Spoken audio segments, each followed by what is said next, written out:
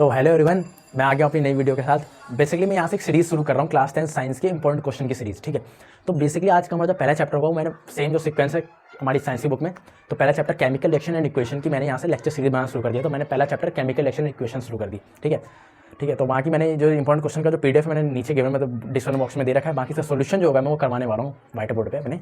ठीक है, बाकी हम चलो ज़्यादा टाइम वेस्ट ना करते हुए चालू करते हैं। हाँ, तो हमारा पहला क्वेश्चन है what is difference between displacement and double displacement reaction, right equation for these reactions. ठीक है, तो हमें डिफरेंस करना है, डिफरेंस बताना है displacement reaction and double displacement reaction में। ठीक है, तो ये 3 मार्क्स का बहुत इंपॉर्टेंट टॉपिक है, इंपॉर्टेंट क्वेश्चन है, आता ही आता है। ठीक है, तो जब भी एक बात आपको ध्यान रखा है, जब भी डिफरेंस वाले क्वेश्चन होते हैं तो आपको कोशिश किया कीजिए कि उसे टेबल के फॉर्म में कीजिएगा। मतलब इस साइड डिस्प्लेसमेंट रिएक्शन हो जाएगी, इधर साइड डबल डिस्प्लेसमेंट रिएक्शन होगी, तो टेबल बनाया किया कीजिए डिफरेंस वाले क्वेश्चन को। ठीक है, तो हम पहला क्वेश्चन करते हैं। पहला है, तो सबसे पहले वो हमें इसकी डेफिनेशन लिख देंगे। पहले तो डिस्प्लेसमेंट रिएक्शन की क्या होती है, तो डिस्प्लेसमेंट रिएक्शन की मैं पढ़ देता हूँ। A more reactive element displace less reactive element form its salt solution. ठीक है, मतलब एक हाई रिएक्टिव एलिमेंट डिस्प्लेस करता है लेस रिएक्टिव एलिमेंट को। जब हम रिएक्टिविटी सीरीज पढ़ रहे थे तो हमने क्या पढ़ा था, सबसे पहले रिएक्टिविटी सीरीज ये हमने पढ़ा था। ये रिएक्टिविटी सबको सीरीज याद है ना? नहीं है तो भाई याद कर लो, लिख देता हूँ मैं।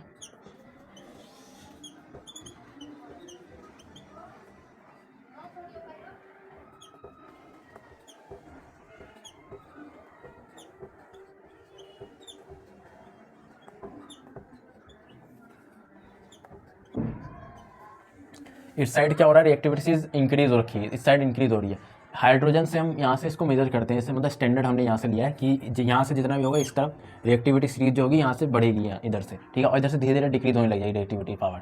ओके, तो रिएक्टिविटी सीरीज यही होती है, याद कर लेना सब, या तो नोट डाउन कर सकते हो आप लोग। ठीक है, तो मैं डिस्प्लेसमेंट रिएक्शन की मैंने डेफिनेशन तो बता दी। अब मोर reactive element displace less reactive element form its salt solution. जैसे एग्जाम्पल मैं लेता हूँ, Zn plus CuSO4 zinc plus copper sulphate solution है। ठीक है, तो क्या होगा, आप ये सकते हैं जिंक जो है ज़्यादा रिएक्टिव है कॉपर से। ठीक है, यहाँ पे जिंक कहाँ है, देखिए यहाँ पे जिंक यहाँ पे है और कॉपर कहाँ है यहाँ पे, तो जिंक ज़्यादा रिएक्टिव है कॉपर से। तो ये क्या करेगा, कॉपर सल्फेट क्या है, एक सॉल्ट सॉल्यूशन है। ठीक है, तो ये जिंक क्या करेगा, कॉपर को यहाँ से डिस्प्लेस कर देगा और खुद इसकी जगह आके बैठ जाएगा। तो ये हो जाएगा zinc sulphate ZnSO4 plus copper यहाँ बाहर निकल गया। ठीक है, तो ये हमारा डिस्प्लेसमेंट रिएक्शन की डेफिनेशन हो गई। अब आपको और सेकंड पॉइंट में आप इसको ये एग्जांपल लिख सकते हैं। ठीक है, तो आपको पूरे नंबर मिल जाएंगे। ठीक है, अब डबल डिस्प्लेसमेंट रिएक्शन की बात करते हैं। सबसे पहले वही होगा कि पहले हम उसकी डेफिनेशन लिख देंगे। डबल डिस्प्लेसमेंट रिएक्शन सबने पढ़ा होगा। इन अ डबल डिस्प्लेसमेंट रिएक्शन क्या होता है, 2 atoms of different compound displace each other. ठीक है, मतलब डिफरेंट, सर मैं एग्जांपल दे के समझाता हूँ, ज़्यादा अच्छा समझ आएगा। वैसे डेफिनेशन में यहाँ पे लगा दूँगा, आप एक्जैक्टली उसे याद कर लेना। ठीक है, बाकी समझाना मैटर ज़्यादा करता है। ठीक है, तो मैं एग्जाम्पल लिख देता हूँ इसका।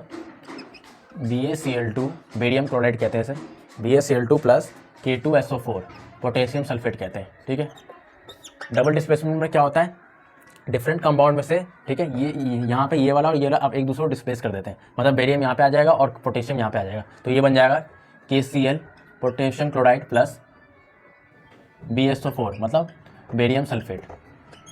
मतलब इसने इसको डिस्प्लेस कर दिया और इसने इसको डिस्प्लेस कर दिया अपनी पोजीशन। इसे कहते हैं double displacement reaction. Okay, double displacement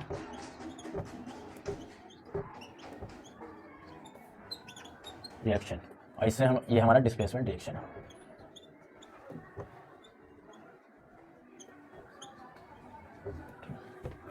अब हम नेक्स्ट क्वेश्चन पे आगे बढ़ते हैं। तो इसी का और ऑप्शन में देखा है, what do you mean by precipitation reaction, explain by giving example. तो प्रेसिपिटेशन रिएक्शन सबने पढ़ रखी है कि एक पीपीटी जम जाती है। जैसे आपने जब भी कभी नमक को पानी में घोला होगा तो नमक पानी में घुल जाता है, लेकिन अगर यही नमक आप एक्सेस में ले लें, ज़्यादा मात्रा में ले लें, तो ठीक है, तो थोड़ी देर में आप देखेंगे जो नमक का पार्टिकल वो घुलेगा नहीं, एक इनसॉल्युबल सॉलिड नीचे जम जाएगा। ठीक है, तो उसी को हम कहते हैं पीपीटी। ठीक है, तो डेफिनेशन मैं यहाँ पे लगा दूंगा, आप उसे एक्जैक्टली याद कर लेना डेफिनेशन में। ठीक है, वही मैंने जो बताया वही डेफिनेशन में लिखा हुआ है। ठीक है, एग्जाम्पल मतलब सबसे इंपॉर्टेंट बात है यहाँ पे एग्जाम्पल्स की। तो 2 आपके एनसीईआरटी में बहुत इंपॉर्टेंट एग्जाम्पल दे रखे हैं इस वाले प्रेसिपिटेशन रिएक्शन का, और वो बोर्ड एग्जाम में भी आए हुए हैं प्रीवियस ईयर्स में। ठीक है, तो मैं करवा देता हूँ, इंपॉर्टेंट है बिल्कुल, लिखता हूँ मैं। जैसे पहला एग्जाम्पल है BaCl2 barium chloride plus sodium sulphate Na2SO4। ठीक है, तो जब इसकी रिएक्शन होती है तो यहाँ पे बनता है BaSO4 और NaCl। तो रिएक्शन में हमने ये देखा, यहाँ पे जो है BaSO4 एक वाइट पीपीटी के फॉर्म में आ जाता है, वाइट पीपीटी, इसकी वाइट पीपीटी नीचे जम जाती है।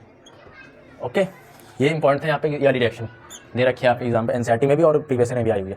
दूसरी है AgNO3 silver nitrate plus NaCl sodium chloride, इसकी रिएक्शन होती है तो आपको मिलता है AgCl plus Na2NO3 NO3 sodium nitrate कहते हैं। ठीक है, तो हमने क्या देखा, यहाँ पे इसकी पीवीडी जम गई वाइट रंग की, इसकी भी AgCl की, सिल्वर क्लोराइड की। तो ये दोनों रिएक्शन आप नोट कर लीजिए, प्रेसिपिटेशन रिएक्शन आएगा तो आपको उसकी डेफिनेशन लिखनी है और ये दो रिएक्शन वहाँ पे नीचे मेंशन करनी है, तो आपको फुल नंबर मिल जाएंगे प्रेसिपिटेशन रिएक्शन के। ठीक है, तो हम नेक्स्ट क्वेश्चन पे आगे बढ़ते हैं अब। तो नेक्स्ट क्वेश्चन है write the balance chemical equation for the following. ठीक है, बैलेंस केमिकल हमें बैलेंस करना है रिएक्शंस को। ठीक है, तो 3 पार्ट दे रखे हैं ABC, पहले मैं लिख देता हूँ तीनों को, मतलब एक एक करके कराता हूँ। पहले मैं पहला वाला लिख दूँ, पहला जो पार्ट है NaOH सोडियम हाइड्रोक्साइड कहते हैं इसे। ठीक है, प्लस H2SO4 सल्फ्यूरिक एसिड कहते हैं, बहुत स्ट्रॉन्ग एसिड होता है, आपने पढ़ा होगा एसिड बेसिस सॉल्ट में, ये बहुत स्ट्रॉन्ग एसिड होता है सल्फ्यूरिक एसिड। और दूसरा होता है हाइड्रोक्लोरिक एसिड, इसे HCl कहते हैं, और HNO3 नाइट्रिक एसिड। ये 3 एसिड आपके बहुत स्ट्रॉन्ग एसिड्स होते हैं। ठीक है, इसकी रिएक्शन दे रखी है Na2SO4 प्लस H2O। तो क्या करना है आपको, इसको बैलेंस करना है। बैलेंस क्या होता है, आपने सबने पढ़ा होगा LHS में भी, मतलब हर एटम इक्वल नंबर होना चाहिए, रिएक्टेंट साइड भी प्रोडक्ट साइड भी। ठीक है, तो मैं उसे उस तरीके से नहीं कराऊंगा जैसे आपको एनसीईआरटी में दिखा टेबल बना के। ठीक है, हम डायरेक्ट करना सीखते हैं, कैसे करते हैं। ठीक है, तो आपको एक एक एलिमेंट पकड़ना है। ठीक है, यहाँ देखिए आप सोडियम को देखिए, यहाँ पे आपको सोडियम कितना दिख रहा है, 1 दिख रहा है, यहाँ पे सोडियम कितना दिख रहा है, 2 दिख रहा है। ठीक है, तो आप अपने दिमाग से लगाइए, यहाँ पे 2 लगा दीजिए, अभी लगा दीजिए। ठीक है, लगा दीजिए। ठीक है, अब आप देखिए ऑक्सीजन कितने हैं इस साइड, ऑक्सीजन यहाँ पे 2 है और यहाँ पे 4, मतलब टोटल ऑक्सीजन अभी कितने हैं इस साइड, 6 ऑक्सीजन है। और इस साइड देखिए 4 5 ऑक्सीजन है। समझ नहीं आ रहा भाई अब इसे 6 कैसे बनाए हम। ठीक है, तो अभी ऑक्सीजन को छोड़ दिया हमने ऑक्सीजन को, यार मिटा दो यार, मिट जा। ठीक है, अब हाइड्रोजन को देखो, ऑक्सीजन को हमने छोड़ दिया अभी। ठीक है, हाइड्रोजन को देखो, इस साइड हाइड्रोजन कितना है, 2 यहाँ से, ये भी 2 यहाँ से काउंट होता है, 2 हाइड्रोजन यहाँ पे, 2 हाइड्रोजन यहाँ पे, 4 हाइड्रोजन है। ठीक है, और यहाँ पे कितने हाइड्रोजन है, 2 हाइड्रोजन है। ठीक है, तो यहाँ पे 2 लगा दो, 2 2 4, ये पता है ना, यहाँ से मल्टीप्लाई देती हूँ, यहाँ पे भी हाइड्रोजन 2 हो गए। ठीक है, तो हमने क्या क्या बैलेंस कर दिया, सोडियम बैलेंस कर दिया है यहाँ पे 2 लगा के। ठीक है, और यहाँ पे हाइड्रोजन बैलेंस हो चुका है। ठीक है, अब देखो, अब आओ ऑक्सीजन पे वापस। ठीक है, अब देखो ऑक्सीजन यहाँ पे कितने 2 है, यहाँ पे कितने 4 6 हो गए। ठीक है, अब यहाँ पे भी देखो 2 यहाँ पे 4 यहाँ पे, ऑक्सीजन भी 6 हो गए। ठीक है, हाँ, अब हाइड्रोजन ऑलरेडी बैलेंस है। सल्फर पे देखो, सल्फर यहाँ पे 1 है, यहाँ पे सल्फर कितना है 1, ये भी बैलेंस है। ऑक्सीजन देखो हो चुका है, तो यहाँ पे सब देखो, सोडियम भी 2 है, ऑक्सीजन कितने 6 है, यहाँ पे भी 6 है। हाइड्रोजन यहाँ पे कितने हैं 2 4 हाइड्रोजन, इधर भी 4 हाइड्रोजन है। ओके, सल्फर कितना यहाँ पे सल्फर है। ठीक है, तो यहाँ ये हमारा बैलेंस हो गया। तो फाइनल रिएक्शन क्या होगा इसकी एग्जाम में होगा 2NaOH। ये 1 मार्क्स में आती है, आपको सिर्फ 1 लाइन में आंसर लिखना है। अब टेबल बनाने में बैठ जाना भाई, और भी सवाल करना होता है, सिंपल डायरेक्ट सीखो। Na2SO4 plus 2H2O। तो इसका पहला पार्ट हो गया ए वाला पार्ट। अब नेक्स्ट बी वाला पार्ट बढ़ते हैं, और ईजी है। हाँ, तो इसका बी वाले पार्ट का मैं लिख देता हूँ HNO3, जैसे नाइट्रिक एसिड आ जाता है, मैंने बताया था HNO3 प्लस कैल्शियम हाइड्रोक्साइड।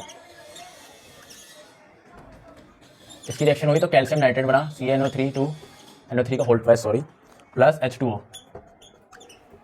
ठीक है, तो अब इसको बैलेंस करते हैं। वैसे ही हमारा तरीका, वैसे ही हम करेंगे जैसे हमने अभी पिछले किया था। यहाँ पे हाइड्रोजन देखो 1 है, 1 हाइड्रोजन यहाँ पे, 2 हाइड्रोजन यहाँ पे, मतलब टोटल 3 हाइड्रोजन है यहाँ पे। यहाँ पे देखो 2 हाइड्रोजन, समझ नहीं आ रहा भाई कैसे बैलेंस करें, इसे 3 कैसे बनाए, छोड़ दो। नाइट्रोजन में पढ़ो, इसे हटाओ, नाइट्रोजन में पढ़ो। नाइट्रोजन कितना 1 यहाँ पे नाइट्रोजन कितना 2 नाइट्रोजन है, दिख रहे हैं आपको 2 नाइट्रोजन, यहाँ पे कितना 1 नाइट्रोजन, तो यहाँ पे 2 लगा दो, लगा दिया हमने। ठीक है, अब नाइट्रोजन बैलेंस हो चुका है। ऑक्सीजन देखो कितने ऑक्सीजन है, 3 दूनी 6, ये भी मल्टीप्लाई होता है पता ना। तो ऑक्सीजन कितने यहाँ पे 6, 3 दूनी 6, 6 2 8, यहाँ पे 2 8 ऑक्सीजन इधर है। यहाँ पे कितना ऑक्सीजन है, 3 दूनी 6 और यहाँ पे 7। ठीक है, 1 ही है, तो यहाँ पे 2 लगाओ। अब कितने हो गए, 3 दूनी 6 और 2 8, तो ऑक्सीजन यहाँ पे क्या हो गया 8 बैलेंस हो चुका है। इधर भी ऑक्सीजन कितना होता है 8 बैलेंस हो चुका है। ठीक है, हाइड्रोजन बैलेंस हमने नाइट्रोजन बैलेंस कर रखा है और ऑक्सीजन को बैलेंस कर रखा है। अब वापस से आओ हाइड्रोजन के ऊपर। तो हाइड्रोजन देखो यहाँ पे कितना है, 1, मतलब 2 हाइड्रोजन यहाँ पे, 2 हाइड्रोजन। ठीक है, और 2 हाइड्रोजन, 4 हाइड्रोजन हो गए। यहाँ पे भी आपने देखा कि 4 हाइड्रोजन हो गए, तो हाइड्रोजन भी बैलेंस हो चुका है। तो इधर के तीनों बैलेंस हो चुके हैं। कैल्शियम देखो, कैल्शियम 1 है, इधर कितना का है, कैल्शियम 1 है। ऑक्सीजन भी बैलेंस हो गया, हाइड्रोजन बैलेंस हो गया, तो इसकी फाइनल ये पूरा बैलेंस हो चुका है, आप यहाँ पे देख सकते हैं। तो इसका फाइनल रिएक्शन आप ले देंगे 2HNO3 plus calcium hydroxide CaOH का whole twice, calcium nitrate CaNO3 का होल ट्वाइस प्लस 2H2O। तो इसका फाइनल आंसर ये हो जाएगा। ओके, अब हम आगे बढ़ते हैं।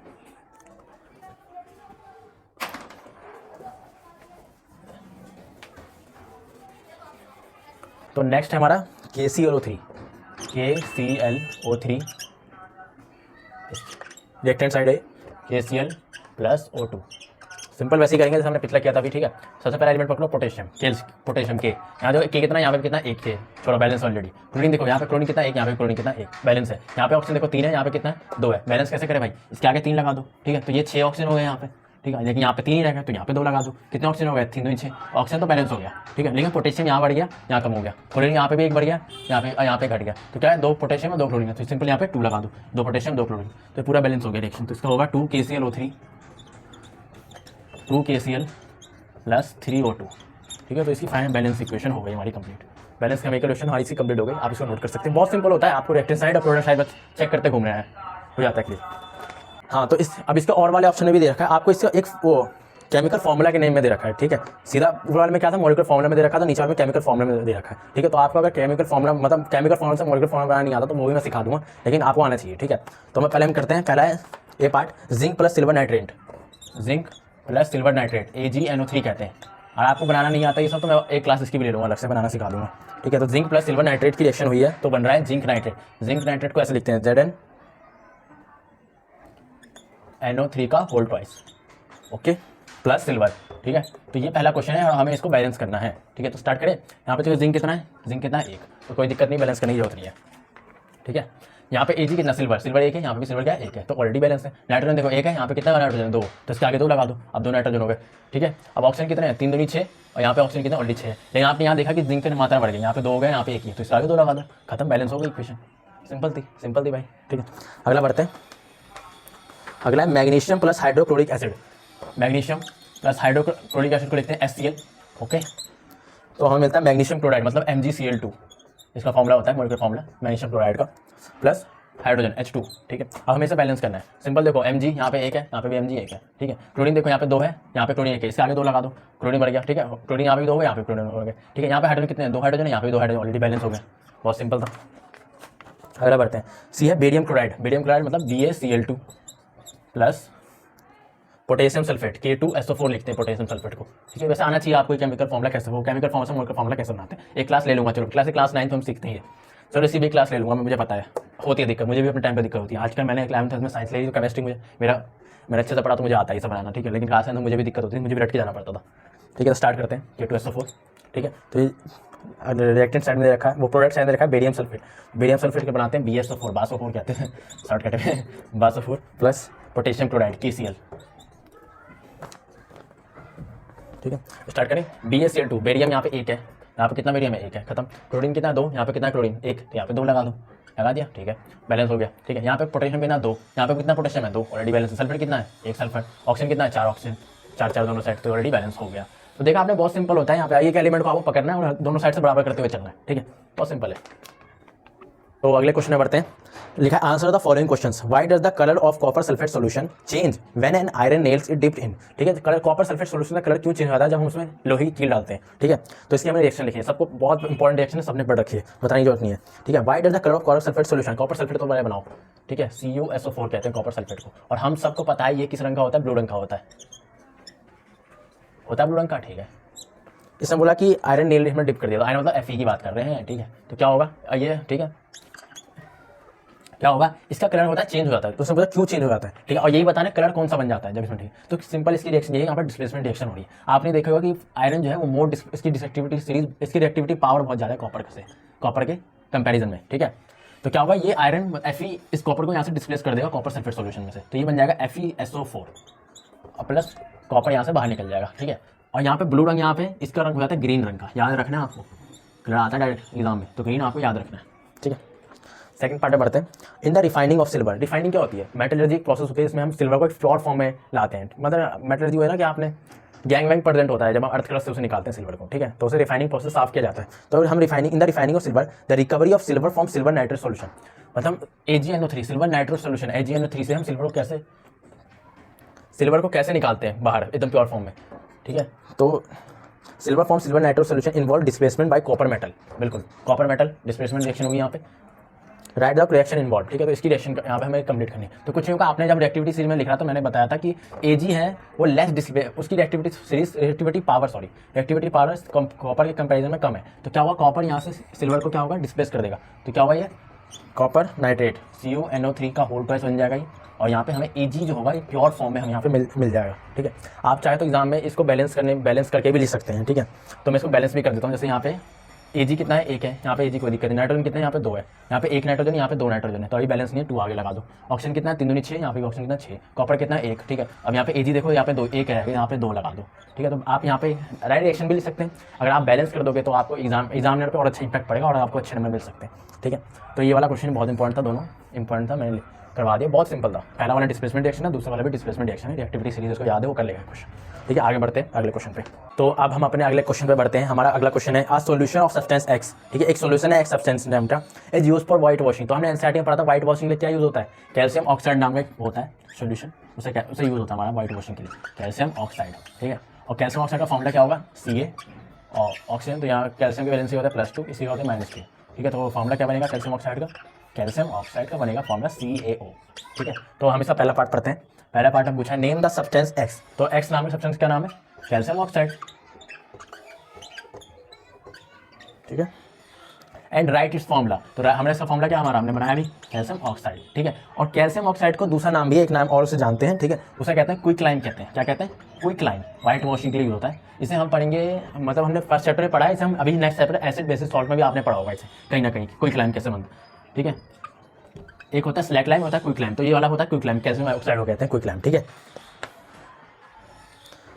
तो हम बी पार्ट पढ़ते हैं। Right the reaction of the substance x, मतलब एक्स की रिएक्शन करवानी है। एक्स क्या हमारा कैल्शियम ऑक्साइड, मतलब कैल्शियम ऑक्साइड की रिएक्शन करानी है, किसके साथ करानी है, H2O के साथ, पढ़ लो नीचे वाटर में लिखा है, रिएक्शन विद वाटर, ठीक है। तो क्या बनता है हमारा कैल्शियम हाइड्रोक्साइड बनता है, CaOH का होल ट्वाइस, ठीक है। और इसे कहते हैं हम स्लैक लाइन, क्या कहते हैं, स्लैक लाइन, चूना, ठीक है, स्लैक लाइन इसे कहते हैं, ठीक है। तो बहुत इंपॉर्टेंट क्वेश्चन था भाई, बहुत बार रिपीट हो चुका है, मतलब 3 से 4 बार क्वेश्चन रिपीट हो चुका है, और आपके एनसीईआरटी में ये इंटेस्ट क्वेश्चन में दे रखा है।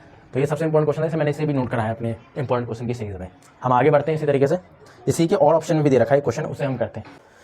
तो हम अपने अगले क्वेश्चन पे बढ़ते हैं, इसी में और ऑप्शन में दे रखा है करने के लिए, अ shiny brown coloured element x, बहुत इंपॉर्टेंट है ये वाले क्वेश्चन आते हैं एक्स वाले जितने भी है, ठीक है। A shiny brown coloured element X, तो मैं यहाँ पे लगा दूंगा एनसीईआरटी का वो लाइन जहाँ पे वाला क्वेश्चन वाला है, मतलब ये जो पॉइंट है वो दे रखा है। शाइनी ब्राउन जो एलिमेंट होता है उसका एक्स का नाम होता है कॉपर, कॉपर जो होता है वो शाइनी रंग का होता है। ये आपको एनसीईआरटी में लाइन मिल जाएगी, यहाँ पे लिखी हुई, मैं इसमें कुछ नहीं होता, फिजिकल प्रॉपर्टी आपको याद करनी है, याद होनी चाहिए, ठीक है। मैं बस ये क्वेश्चन कराता हूँ कैसे करते हैं इस तरह क्वेश्चन। कॉपर का नाम एक्स था, इसको बोला ही मतलब Cu, ठीक है।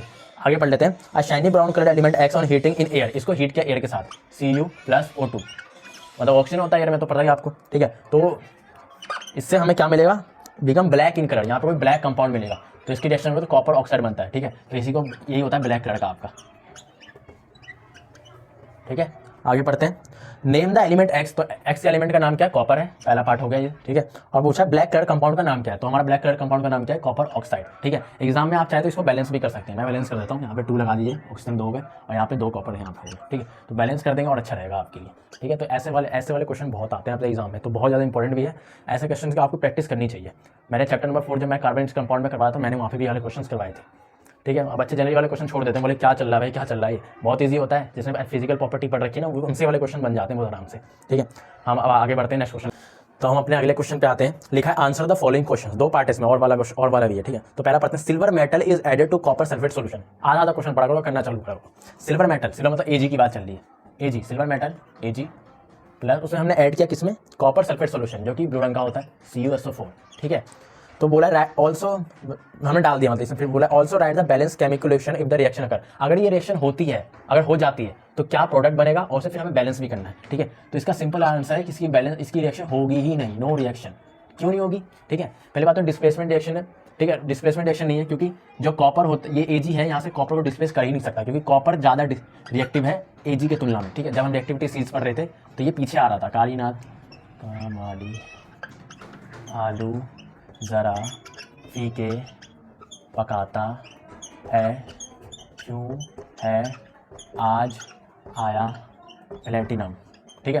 तो सिल्वर कहाँ पे आता है हमारा रिएक्टिव सीरीज में, यहाँ पे, ठीक है। और कॉपर कहाँ पे आता है हमारा रिएक्टिव सीरीज में, यहाँ पे। तो आप देख लो, इसकी रिएक्टिविटी कम है और कॉपर की रिएक्टिविटी इससे ज़्यादा है, तो ये वाली Ag है वो कॉपर को डिस्प्लेस ही नहीं कर पाएगा, तो इसकी रिएक्शन जो होगी ही नहीं, नो रिएक्शन। अब रिएक्शन नहीं हुई तो बैलेंस क्या करेंगे भाई, तो इसका पहला पार्ट खत्म हो गया, ए वाला पार्ट, मतलब फर्स्ट क्वेश्चन था, जो दे रखा है वो लिख देते हैं, ठीक है। हाँ, क्वेश्चन है, व्हाई शुड मैग्नीशियम, तो मैग्नीशियम रिवर को क्यों साफ किया जाता है जलाने से पहले, तो मैग्नीशियम रेडियो को जब फ्री जो रहता है ना, फ्री स्टेट में, तो ऑक्सीजन का रिएक्शन कर लेता है, ठीक है। और उसके पर मैग्नीशियम के ऊपर ऑक्साइड लेयर जम जाती है, ऑक्साइड लेयर। मैं बताता हूँ कैसे। जैसे मैग्नीशियम ये रहा, ठीक है, और ये ऑलरेडी फ्री स्टेट में प्रेजेंट है, ठीक है। ऑक्सीजन के साथ ऐसी रिएक्शन होगी कि हमारे एनवायरमेंट में ऑक्सीजन प्रेजेंट है, तो क्या बन जाएगा, मैग्नीशियम ऑक्साइड बन जाएगा, ठीक है। आप इसको बैलेंस भी कर सकते हैं, 2 mg लगा दीजिए यहाँ पे 2 है, ठीक है। तो 2 mg + O2 MgO, ठीक है।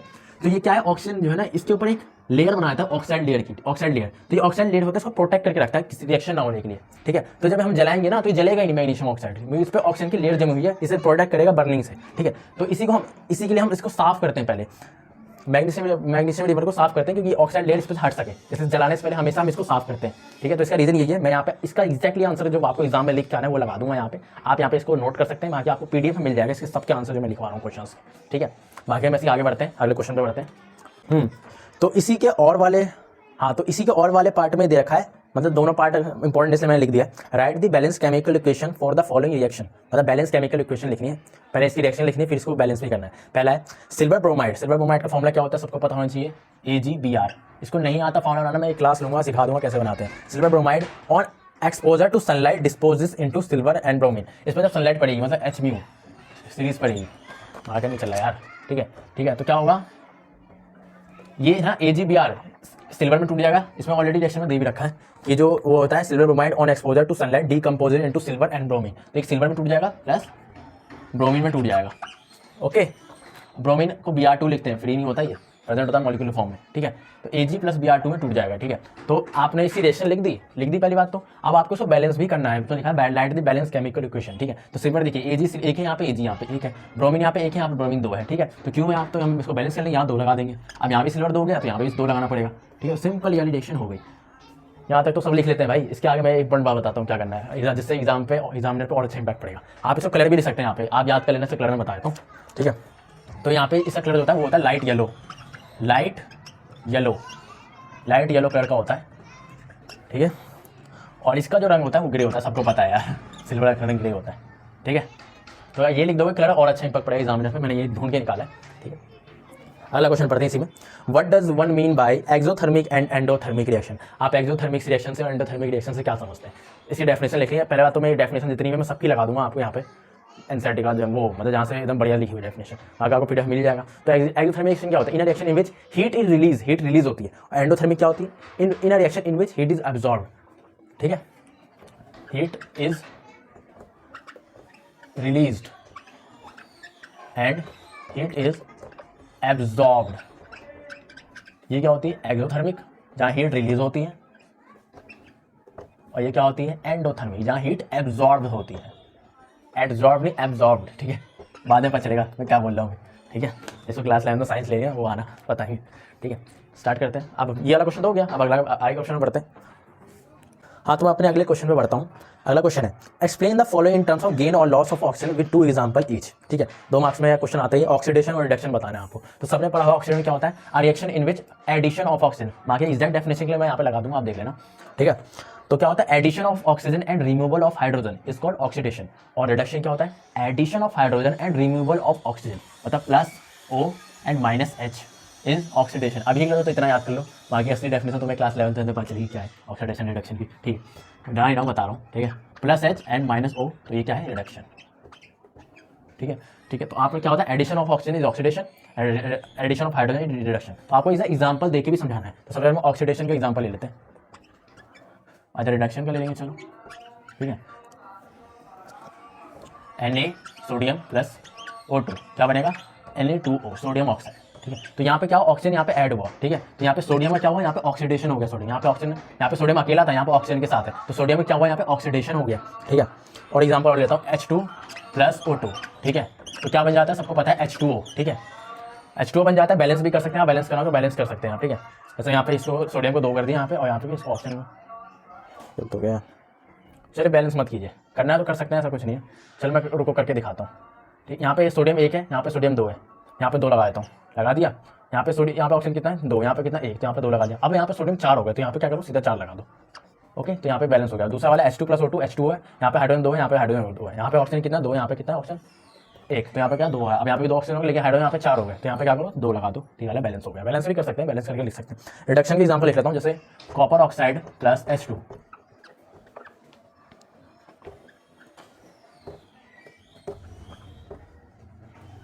ठीक है। तो यहाँ पे देखिए कॉपर ऑक्साइड के साथ क्या हुआ, रिडक्शन हो गया, मतलब यहाँ से ऑक्सीजन क्या हो गया, रिमूव हो गया।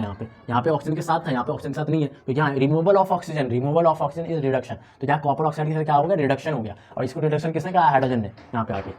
ठीक है, अब के नेक्स्ट एग्जाम्पल KCl। तो जितने भी मैं एग्जाम्पल लिखवा रहा हूँ ना बहुत इंपॉर्टेंट है, याद रखना।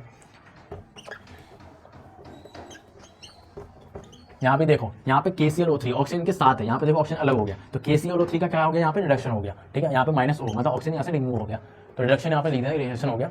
बाकी आप इसको बैलेंस नहीं कर सकते, करके दिखाऊंगा बैलेंस, बहुत ज़्यादा आसान है। कॉपर यहाँ पे एक है, यहाँ पे कॉपर एक है, ऑक्सीजन कितना एक है और ऑलरेडी बैलेंस है पहली वाली। दूसरी वाली बैलेंस कर लेता हूँ, KClO3 यहाँ पे 3 ऑक्सीजन है, यहाँ पे 2 ऑक्सीजन है, यहाँ पे 3 लगाओ, यहाँ पे 2 लगाओ। ठीक है, 3 दूनी 6 ऑक्सीजन हो गए, यहाँ पे भी 6 हो गए, लेकिन यहाँ पे KCl 2 हो गया और क्लोरीन भी 2, वो क्लोरीन भी 2 हो गया, पोटेशियम भी 2 हो गया, तो यहाँ पे भी 2 लगाने पड़ेगा, तो यही बैलेंस हो गया हमारा। ऑक्सीडेशन रिडक्शन बहुत सिंपल था। पहले बात तो जब भी ऑक्सीडेशन रिडक्शन में क्वेश्चन आएंगे तो आपको उसके पहले डेफिनेशन लिखनी है, फिर उसके बाद आपको 2 रिएक्शन लिखनी है यहाँ पे एग्जाम्पल, तो अच्छा रहेगा। ठीक है, बाकी हम अगले क्वेश्चन में बढ़ते हैं, इसी और वाले ऑप्शन में बढ़ते हैं, पहले लिख लो, नोट कर लो इसे। हाँ, तो हम अपने अगले क्वेश्चन में बढ़ते हैं। हमारा अगला क्वेश्चन है इसी के और वाले पार्ट में, explain the following terms with one example of each. पहला है कोरोजन समझा रहा है मैं, दूसरा समझा रेंसिडिटी क्या होता है। सबने पढ़ा होगा कोरोजन क्या होता है, जंग लगना। ठीक है, और जंग कैसा लगता है भाई, जैसे हमेशा आपने देखा होगा कि ब्राउन जो आयरन होती है उसे आप खुले में रख दो, ठीक है, तो आप कुछ महीने बाद देखेंगे कि उस पर ब्राउन रंग की, रेडिश ब्राउन रंग की जंग वहाँ पे जम जाती है, जंग जिसे हम जंग बोलते हैं। ठीक, ऐसा क्यों होता है। ठीक है, जंग लगने के लिए दो चीज़ काम आती है, एयर और वाटर। ठीक है, एयर और वाटर मिलकर रिएक्शन करते हैं आयरन की आयरन पे। ठीक है, तो वहाँ पे जंग जम जाता है, जंग लग जाता है यार। ठीक है, बाकी एग्जैक्टली डेफिनेशन लिखनी होगी तो मैं यहाँ पे लगा दूंगा, आप देख लेना। बाकी सबको समझ आ गया, rusting of iron is also known as corrosion. ठीक है, तो यहाँ पे सबको समझ गया कोरोजन क्या भाई, जंग लग जाता है। ठीक है, एयर और वाटर रिएक्शन करते हैं आयरन के साथ, अगर आप आयरन को खुले में रख दोगे तो। ठीक है, 5-6 महीने टाइम लग जाता है जंग लगने में। तो इंपॉर्टेंट बात यहाँ पे क्या थी कि जो आयरन Fe होता है ना, उसमें जो जंग लगा वो होता है रेडिश ब्राउन रंग का, ये सबको पता था। 2 बात और बताता हूँ मैं। सिल्वर पे जो जंग लगता है वो कौन से कलर का लगता है, ब्लैक रंग का। एग्जाम या आपके एग्जाम में आ सकता है, लिखवा दिया मैंने।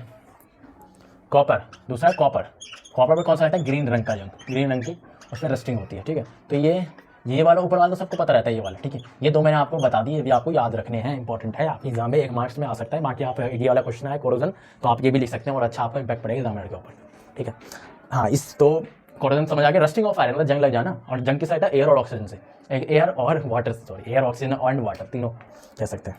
ऐसे मतलब एयर में आपने खुला रख दिया, अगर कभी बरसात में बारिश होगी, ठीक है, तो सिंपल उसमें रिएक्शन होगी तो जंग लग जाएगा। ठीक है, बाकी एक्जैक्टली डेफिनेशन जो लिखनी है वो कोरोजन की मैं लगा दूंगा, आप लिख लेना उसे।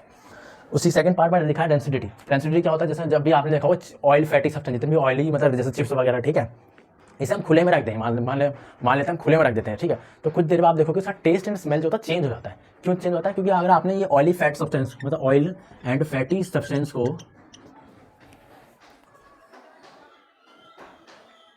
हाँ थोड़ा मैं चला गया था, मतलब आपने ऑयली फैटी सब्सटेंस को अगर खुले में रख दिया तो इसकी रिएक्शन हमारे चारों तरफ क्या ऑक्सीजन प्रेजेंट है, तो ऑक्सीजन की रिएक्शन होगी, और जो भी ऑक्सीजन के ऑक्सीडेशन वो होता है तो उसका होता है ऑक्सीडेशन हो जाता है, तो ऑक्सीडेशन हो जाएगा इसका। ठीक है, और इसके स्मेल और टेस्ट चेंज हो जाएगी।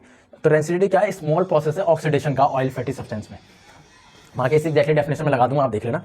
ठीक है, यहाँ पे मेन बात ये थी कि मैं पढ़ लेता हूँ, food materials containing fat and oily when left for long time, उसे हम लॉन्ग टाइम के लिए अगर खुला छोड़ दें, ठीक है, देन बिकम रेंसाइड, वो जो प्रोडक्ट होगा ऑयल फैटी सब्सटेंस चिप्स वगैरह वो रेंसाइड हो जाएगा। स्मॉल ऑक्सीडेशन मतलब धीरे धीरे प्रोसेस होती है स्मॉल ऑक्सीडेशन।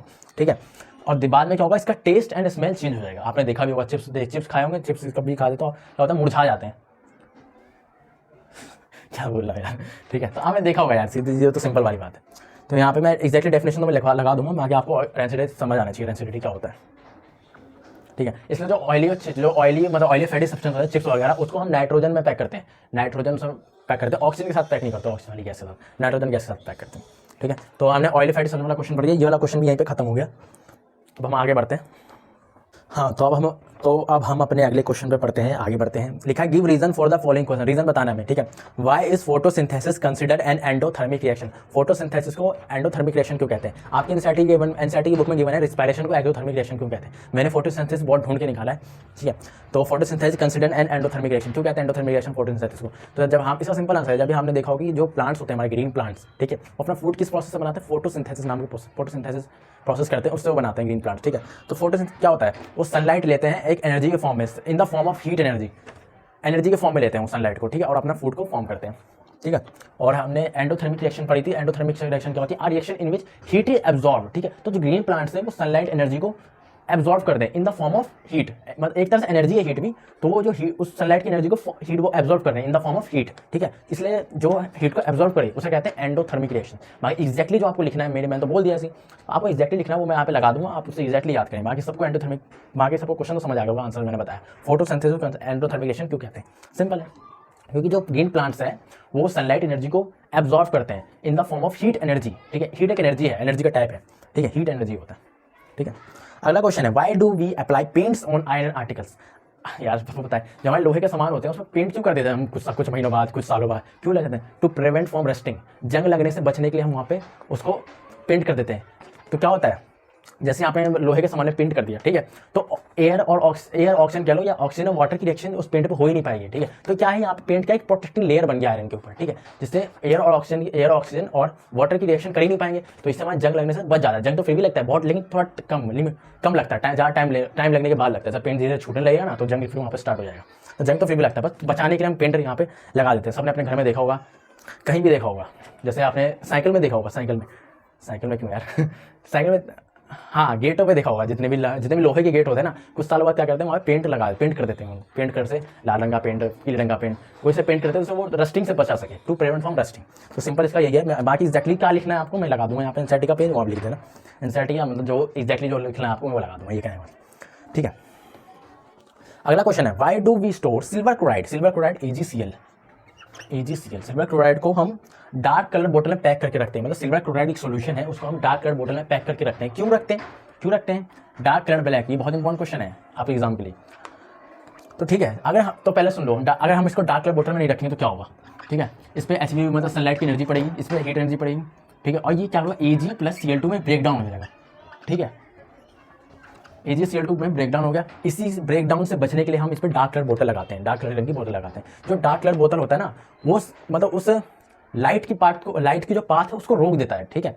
यहाँ तक AgCl तक पहुंचने नहीं देता वो डार्क कलर बोतल, अगर इसको पैक कर जाता है डार्क कलर बोतल में, तो वो लाइट के पाथ को रोक देता है, थोड़ी देर के लिए रोक देता है। इसलिए हम इसको, तो अगर रोक देगा वो इसको लाइट के पाथ को, तो इसी रिएक्शन हो ही नहीं पाएगी, ये ब्रेक डाउन हो ही नहीं पाएगा, ठीक है। इसलिए जब भी AgCl होगा, AgCl का सोल्यूशन होगा तो डार्क कलर बोतल में पैक करके रखते हैं कि ब्रेक डाउन ना हो सके। तो मैंने आपको समझा दिया है, बाकी इसको यहाँ पे एक्जैक्टली कैसे लिखना है एग्जाम में वो मैं बता दूंगा आपको, यहाँ पे एनसीईआरटी में जहाँ पे लिखा है मैं वहाँ पे बता दूंगा, ठीक है।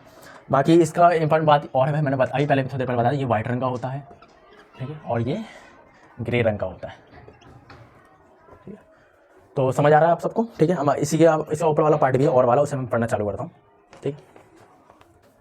तो उसी का ऊपर वाला पार्ट पढ़ते हैं। Why is respiration considered an exothermic reaction? Explain करना है। जो रिस्पायरेशन को एक्सोथर्मिक रिएक्शन क्यों कहते हैं? ब्रीथिंग और रिस्पायरेशन में बहुत अंतर होता है। ब्रीथिंग क्या होता है, जब हम सांस ले रहे हैं, ठीक है, ऑक्सीजन अंदर ले रहे हैं और कार्बन से बाहर निकाल रहे हैं, ठीक है। रिस्पायरेशन अलग चीज़ है, रिस्पायरेशन और ब्रीथिंग में थोड़ा डिफरेंस होता है, बताता हूँ आगे, ठीक है। तो क्वेश्चन पढ़ लेते हैं कि एक्सोथर्मिक रिएक्शन क्यों होती है, रिस्पायरेशन को एक्सोथर्मिक रिएक्शन क्यों होती है, ठीक है। तो उसका आंसर है कि जब भी हम खाना खाते हैं, खाना को अंदर लेते हैं, मतलब खाना खा लेते हैं, उसके बाद क्या होता है, जो खाना होता है वो ग्लूकोज के फॉर्म में स्टोर हो जाता है, ग्लूकोज के फॉर्म में, ठीक। और ग्लूकोज का फॉर्मूला क्या होता है, C6H12O6, ये हमारा ग्लूकोज का फॉर्मूला होता है।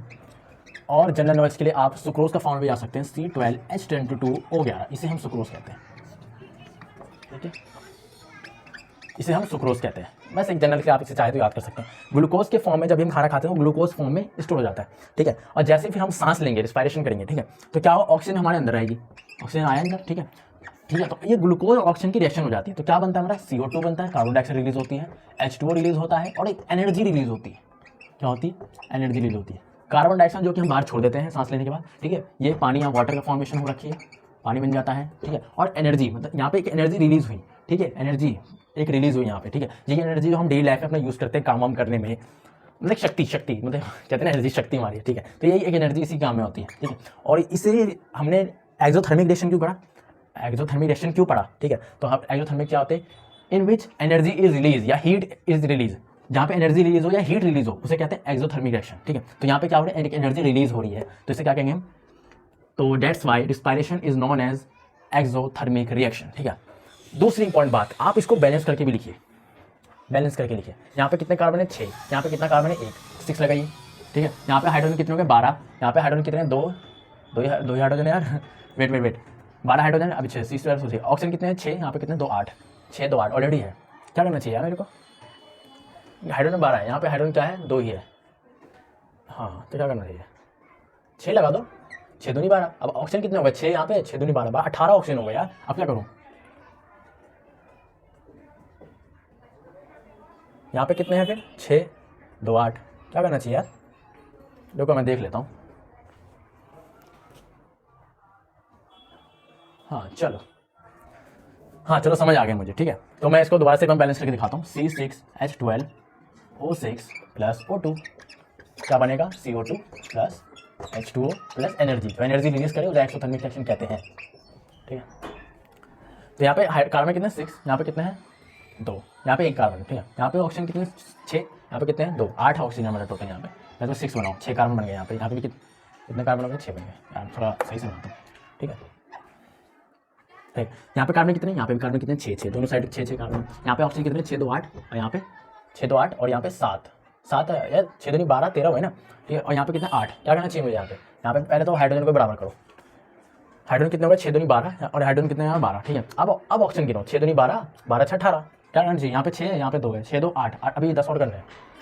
अब करो 6 दूनी 12 12 6 18, 18 हो गए। यहाँ पे देखो 6 और 6 दूनी 12, यहाँ पे भी 18 हो गया। तो ये बैलेंस हो गया हमारा, ठीक है। बैलेंस करोगे तो अच्छी बात है, बाकी एग्जैक्टली आप ये आंसर भी लिख सकते हैं, बाकी बैलेंस कर दोगे और अच्छी बात है। तो इंपॉर्टेंट यही बात थी कि यहाँ पे रिस्पायरेशन मतलब जो भी है, रिस्पायरेशन को हम एक्सोथर्मिक रिएक्शन कहते हैं। ये आपको रिएक्शन लिखनी पड़ेगी, बाकी जो एग्जैक्टली डेफिनेशन है वो लगा दूंगा, आप देख लेना, ठीक है। अगला क्वेश्चन पढ़ते हैं इसी में। Oil and fatty containing food items are freshed with nitrogen, ठीक है। सबको पता है चिप्स वगैरह के पैकेट या ऑयली फैटी सब्सटेंस के पैकेट को ऑक्सीजन के में पैक करके नहीं रखते, ऑक्सीजन वाली गैस में नाइट्रोजन में पैक करके रखते हैं। क्यों करते हैं, क्योंकि जो नाइट्रोजन है ना उसकी रिएक्टिविटी कम है इन कंपैरिजन ऑफ ऑक्सीजन, ठीक है। अगर हम ऑक्सीजन में रखेंगे ना उसको, ऑक्सीजन वाले गैस में पैक करके रख देंगे तो क्या होगा, उसका ऑक्सीडेशन हो जाएगा और रैंसाइड हो जाएगा, मतलब उसका टेस्ट और स्मेल चेंज हो जाएगा। मैंने थोड़ी देर पहले भी आपको बताया था ये वाली बात, ठीक है। इसलिए हम नाइट्रोजन के साथ पैक करके रखते हैं। नाइट्रोजन मतलब ऑक्सीजन थोड़ा कम रिएक्टिव होता है, ठीक है। तो इसलिए हम to prevent from oxidation, to नहीं सीधे ऐसा बोलो, to prevent from rancid oil and fat substance, that's why we used English नहीं आती है, that's why used to plus, ठीक है। मतलब ऐसा होता है सिंपल, जो नाइट्रोजन है वो कम रिएक्टिव है, मतलब कम रिएक्टिव है ऑक्सीजन के कंपैरिजन में, इसलिए हम ऑक्सीजन में ना पैक करके नाइट्रोजन वाली गैस में पैक करते हैं, क्योंकि रैंसाइड से बच सके। जो प्रोडक्ट है हमारा ऑयल फैटी सब्सटेंस वो रैंसाइड बहुत जल्दी हो जाएगा, इसलिए उससे बचने के लिए हम करते हैं, ठीक है। सी वाला पार्ट पढ़ते हैं। Why do fireflies glows at night. Fireflies होता है जुगनू, आपने देखा होगा जुगनू जो होते हैं गांव में बहुत दिखते हैं, दिल्ली में बहुत कम दिखते होंगे भाई, लेकिन गांव में बहुत दिखते हैं। जहाँ मेरा बिहार में तो बहुत दिखते हैं, जहाँ मैं रहता हूँ मतलब मेरा गाँव है, मतलब मैं दिल्ली में रहता हूँ यार, ठीक है। Why do fireflies glows at night, तो रात में जुगनू क्यों चमकते हैं, ठीक है। तो ये इतना इंपॉर्टेंट क्वेश्चन तो है नहीं पहली बात तो, लेकिन मैं फिर ये वाला क्वेश्चन मैंने यहाँ पर लिख लिया है, क्या पता अगर अच्छा पेपर बन जाए तो ये वाला क्वेश्चन दे दें, ठीक है। तो यहाँ पे सिंपल आप इसको याद मतलब हाँ, जो जुगनू होता है रात में जो वो जगमगाते हैं, उसके प्रोसेस में वो जो प्रोसेस यूज होती है उसे कहते हैं बायोलुमिनेसेंस। क्या कहते हैं,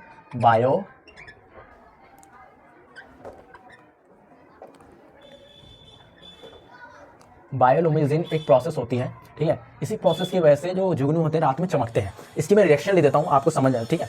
बस आपको एक्जैक्टली ये याद करके चले जाना है, ठीक है।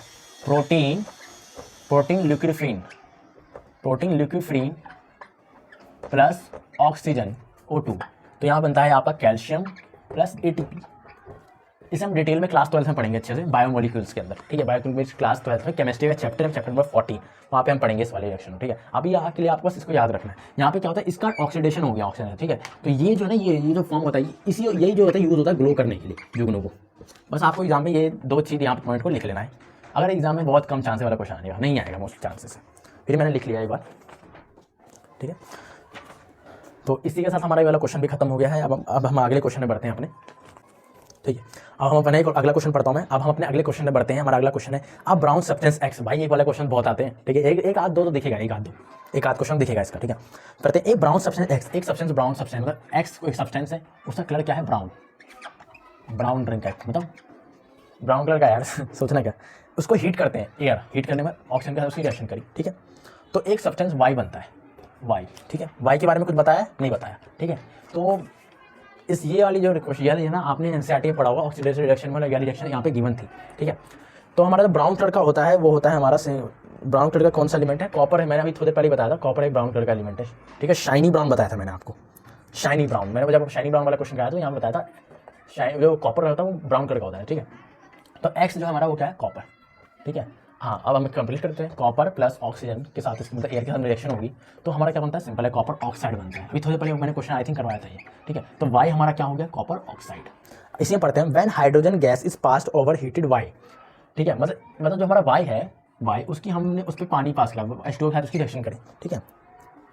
तो क्या हुआ, it again change back to X, मतलब जब इसकी हमने रिएक्शन करी वाई प्लस H2O की तो ये वापस एक्स में बन गया, ठीक है। उसके आगे कुछ है, name the substance X and Y, simple, ठीक है। तो वाई क्या हमारा, कॉपर ऑक्साइड प्लस H2O, ठीक है। अच्छा यार, ये वाटर नहीं है, ये वाटर नहीं है, H2O है, सॉरी, हाइड्रोजन गैस है, सॉरी पढ़ा नहीं मैंने, हाइड्रोजन गैस है, ठीक है। तो क्या होगा, कॉपर ऑक्साइड प्लस H2, ठीक है। तो ये वापस एक्स में बन गया। एक्स क्या है हमारा, कॉपर प्लस H2O, ये क्या है, एक्स है, ओके। ये अलग चीज़ है और ये अलग चीज़ है, ठीक है। तो क्वेश्चन में पहला पार्ट क्या बोला, name the X and Y. तो एक्स का नाम क्या लिखेंगे हम, कॉपर लिखेंगे, एंड वाई का नाम क्या लिखेंगे, copper oxide, CuO। Copper oxide का फॉर्मूला बनानी आता है, वो भी बताता हूँ कैसे बनाते हैं, बस मैं क्लास ले लूँगा इसकी। CuO, इस पर वैलेंसी होती है +2 की, इस पर होती है -2 की। सेम वैलेंसी को हम नीचे लिखते हैं तो इसको CO लिख देते हैं। तो ये कॉपर ऑक्साइड का फॉर्मूला बन गया। केमिस्ट्री बहुत मज़ेदार है यार, सब ऐसे ही कहते हैं, रटना बहुत मज़ेदार है केमिस्ट्री, ठीक है। आगे बढ़ते हैं, इसको मिटा दूँ। जितने भी ऐसे वाले क्वेश्चन होते हैं ना यार, ये एक्स वाले, ठीक है, ये एक फिक्स क्वेश्चन है, ठीक है। तो 3, 5, 4, 5 आप निकाल लो ढूंढ के एनसीईआरटी से, या मैं आपको प्रोवाइड कर दूंगा डिस्क्रिप्शन बॉक्स में भी, तो उतना ही कर लो, काफ़ी है। ये सिलेक्टेड होते हैं जो आपके एनसीईआरटी में, वही उसमें तो एक आध दे रखा है, लेकिन 2 यहाँ 3, 4 आई थिंक करवा दिए वाले क्वेश्चन बहुत इंपॉर्टेंट होते हैं। चलो आगे बढ़ते हैं, अगले क्वेश्चन बढ़ते हैं। हाँ, अब हमारा 1 मार्क्स से इंपॉर्टेंट क्वेश्चन है, 5 क्वेश्चन मैंने ले रखे हैं यहाँ पे। लिखा है पहला question, which gas is contain in potato chips packet. जितने भी ऑयली फैटी सब्सटेंस होते हैं उसमें हम कौन सी गैस पैक करते हैं, नाइट्रोजन की। तो इसका ऑप्शन क्या हो जाएगा, बी, नाइट्रोजन, ओके, ठीक है। चाहिए फर्स्ट क्वेश्चन का बी हो गया।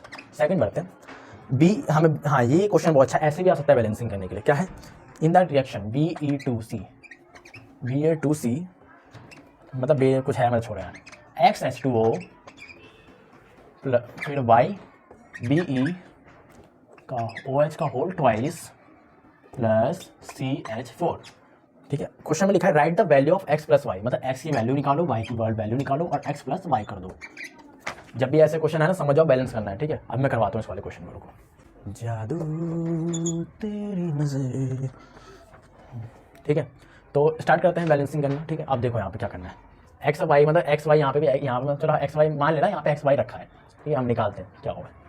यहाँ पे बेरिलियम कितना है, 2 है। यहाँ पे कितना बेरिलियम है, 1 है भाई, 2 कर दो, कर दिया, ठीक है। कार्बन कितना है, 1, इधर कार्बन कितना है, 1, चलो बैलेंस है इस साइड का, ओके। हाइड्रोजन कितने, 2, यहाँ पे हाइड्रोजन कितने, 4, यहाँ पे 2, 6, 2, 4, 2, 4, सॉरी 4 यहाँ पे, 4 यहाँ पे, 8 हो गए। क्या करना है, यहाँ पे 4 लगाओ भाई, तभी तो 8 होंगे, 4 दूनी 8, ठीक है, हो गए। ऑक्सीजन कितने हैं, 4 ऑक्सीजन है यहाँ पे ऑक्सीजन कितने हैं, 2 नहीं 4 ऑक्सीजन है यहाँ पे, मतलब ये वाला ऑक्सीजन से साथ भी काउंट होता है ना, 2 नहीं 4 ऑक्सीजन है, ठीक है।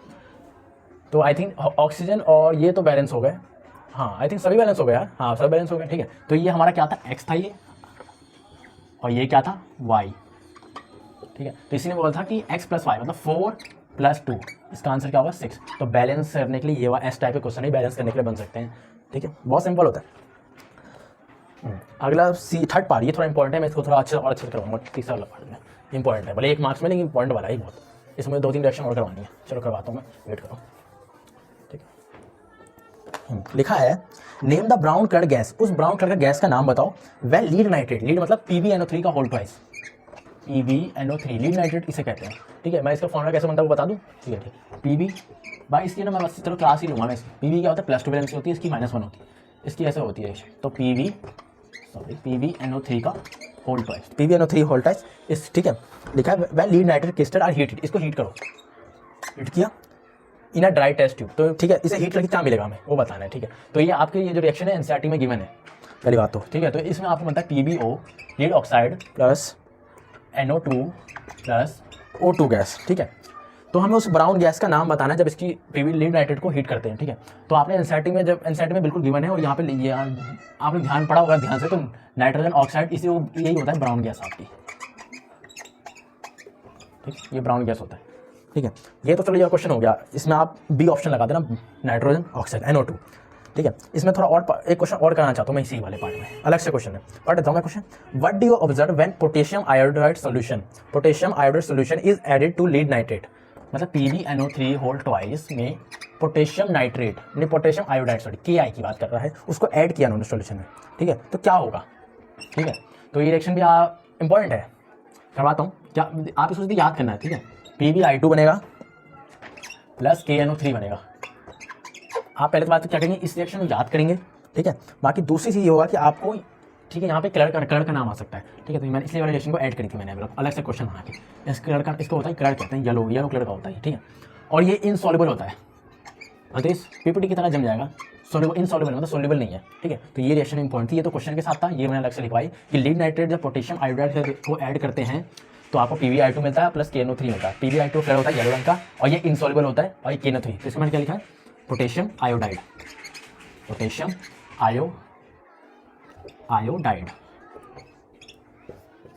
ठीक है। अब हम अगले क्वेश्चन पढ़ते हैं, वो भी इंपॉर्टेंट है बहुत ज़्यादा।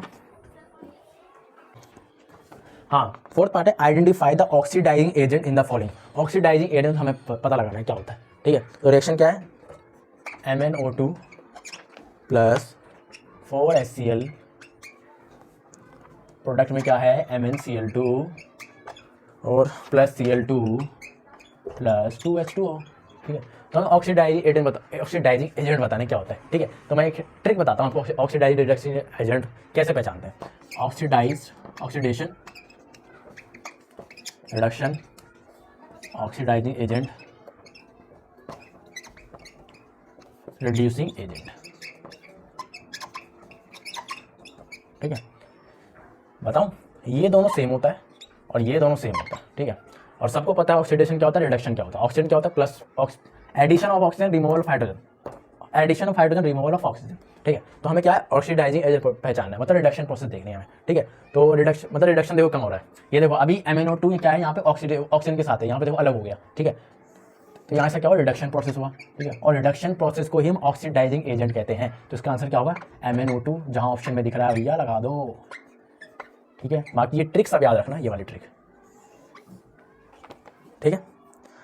अगला क्वेश्चन बढ़ते हैं, फॉर्मूला ऑफ ग्लूकोज का फॉर्मूला सबको पता होना है C6। यार मार्कर नहीं चल रहा, मजा नहीं आ रहा जिंदगी में। हाँ। तो हमारा अगला क्वेश्चन है फॉर्मूला ऑफ ग्लूकोज, सबको पता है फॉर्मूला ऑफ ग्लूकोज क्या है, C6H12O6। अब बाकी मैंने सुक्रोज का बताया था, C12H22O11। नॉलेज के यूरिया का फॉर्मूला भी याद कर लो NH2CO NH2। फनी से बताऊँ, नाच दो CO नाच दो मतलब ऐसे याद करते हैं, मेरी क्लास 11th-12th में याद करते थे, ठीक है भाई। अब हम अगले क्वेश्चन में बढ़ते हैं अपने, बस ये लास्ट क्वेश्चन है हमारा, ये वाला अगला क्वेश्चन हमारा लास्ट क्वेश्चन है इस इंपॉर्टेंट वाली सीरीज़ का। बाकी आप कमेंट में बताना मेरे को कैसा लगी आपको रेक्टिव वाली सीरीज़, और अगला मैं किस चैप्टर में बनाऊँ, ठीक है। चालू करते हैं। पहला क्वेश्चन मैं पढ़ता हूँ। Identify the type of reaction taking place in each of the following cases and right the balance में, ठीक है।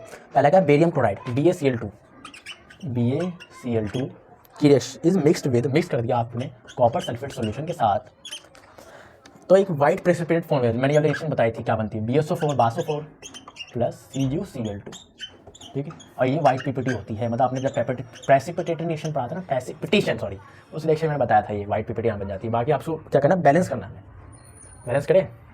आई थिंक ऑलरेडी बैलेंस है बिल्डिंग, ये देखो, ठीक है। क्लोरीन क्या है 2, क्लोरीन 2, कॉपर क्या 1, कॉपर 1, ऑक्सीजन 4, ऑलरेडी बैलेंस है, बैलेंस करने की होती है, बेवकूफ़ बना रहा है, ठीक है।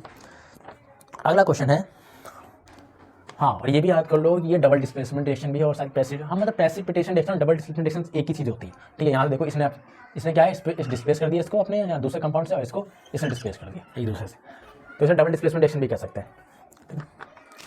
अगला है explain any 3 methods to prevent rancidity से बचने के लिए 3 मेथड बताओ, ठीक है। तो ये थ्योरी क्वेश्चन है, ठीक है। मतलब वही कि जो चीज़, मतलब जो हम वही जब ऑयली फैटी सब्सटेंस में खुले में रख देते हैं तो उसका जो टेस्ट है, स्मेल होता है, चेंज होता है। उसी को बचाने के लिए हम क्या क्या प्रोसेस को यूज़ करते हैं, वो हमें बताना है। तो ये थ्योरी क्वेश्चन में यहाँ पे लगा देता हूँ, बाकी 2-3 पॉइंट मैं समझा देता हूँ। पहला है keeping food materials in air tight containers, जो मतलब एयर टाइट कंटेनर्स में हमें रखना चाहिए फूड मटेरियल्स को। रेफ्रिजरेटर का यूज़ कर सकते हैं, refrigeration of cooked food at low temperature पर रख सकते हैं रेफ्रिजरेशन में बने हुए खाने को, ठीक है। और जैसे packing of food items like potato wafers, मतलब चिप्स की बात हुई है, in packets containing N2 gas instead of air. Oxygen वाली गैस नहीं भरनी है हमें, नाइट्रोजन वाली गैस में उसे रखना है हमें, फिल करते हैं ठीक है। और सबसे इंपॉर्टेंट जो लास्ट में देखा है, बाय एडिंग एंटीऑक्सीडेंट्स। एंटीऑक्सीडेंट हम क्लास 12 में पढ़ेंगे क्या होता है, बस ये समझ लो अभी प्रिवेंशन होता है, प्रिवेंट करते हैं एसिडिटी से बचने के लिए, ठीक है। तो बस आपको देखो हमारी एनसीईआरटी में क्या है, बस ये लिख दिया कि बाय एडिंग एंटीऑक्सीडेंट्स। भाई ये तो बताओ एंटीऑक्सीडेंट है क्या, ठीक है, कोई एग्जाम्पल दो। तो मैं आपके लिए 2 एग्जाम्पल लेके आया हूँ एंटीऑक्सीडेंट्स की, ठीक है। तो पहला है BHT, दूसरा है, सॉरी यार पहला BHA है, BHA लिखो पहला BHA, यस, दूसरा है BHT। दोनों के बारे में डिटेल में क्लास 12 की केमिस्ट्री में पढ़ेंगे हम। बायोमोलिक्यूल्स के नेक्स्ट एक चैप्टर आता है, नाम बोल रहा हूँ अभी, ठीक है, जिसने लेना है I think chemistry in everyday life, उसमें ये आता है, क्लास 12 की केमिस्ट्री में दे रखा है। BHA एंड BHT 2 है, ठीक है। इसकी मैं फुल फॉर्म लेता हूँ, इसे कहते हैं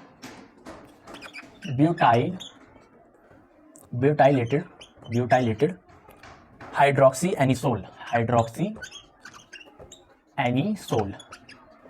देन ठीक है।